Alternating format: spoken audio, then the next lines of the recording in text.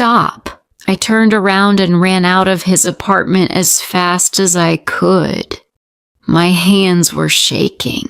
I ran to my door and locked it quickly. I leaned against the door, trying to breathe normally. Mr. Thomas was not a safe grandfather figure. He wanted something that I did not want to give. I realized that my kindness had led to this problem. The next morning, I was still feeling very shaken. I was afraid to leave my apartment. Suddenly, I heard a knock on my door. I opened it. It was Mr. Thomas. He held a large bouquet of flowers. His eyes looked wet like he might cry at any moment. He said, "Evelyn, I am so sorry. I behaved very badly. I am very lonely since my wife died. I should not have touched you the other day. I fell in love with you too fast." I did not know how to respond. I waited for him to leave, but he did not. Then he did something that shocked me. Right there in the hallway, he dropped down onto one knee. He looked up at me with sad eyes. He said, "Will you marry me?" I gasped. I could not believe what I just heard. Marry him? I was 26 years old and he was 71. This was not a real question. I said, "Marry you? No, I am so sorry, Mr. Thomas, but no." I said the word no clearly.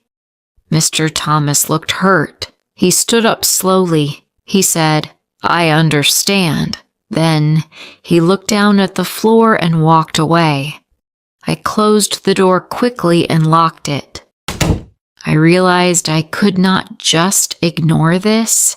This was too serious.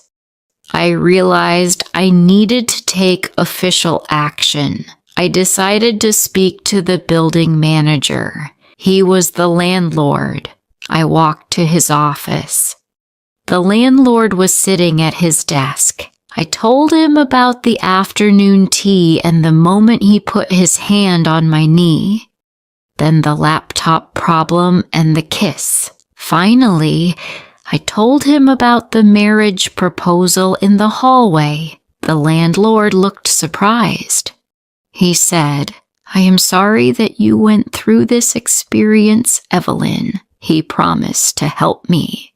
He said he would talk to Mr. Thomas right away. I was glad I had told someone. I hoped the complaint would stop the problem. That evening, I returned to my floor. I looked at Mr. Thomas's door. It was closed.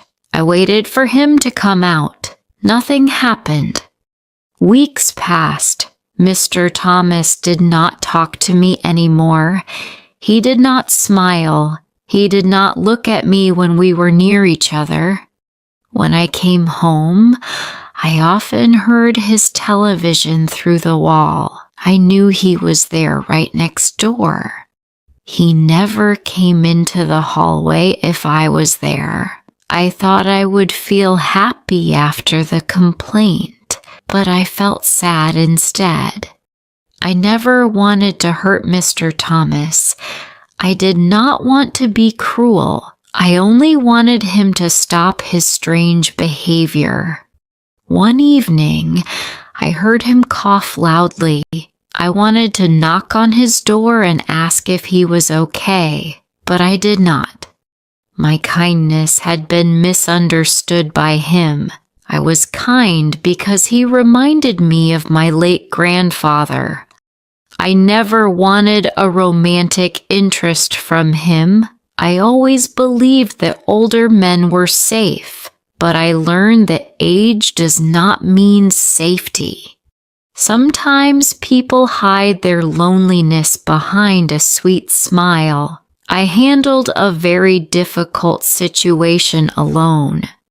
Now, I think twice before helping someone new. I am careful with my smiles.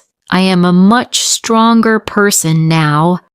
If you liked this story, please like, comment, share, and subscribe.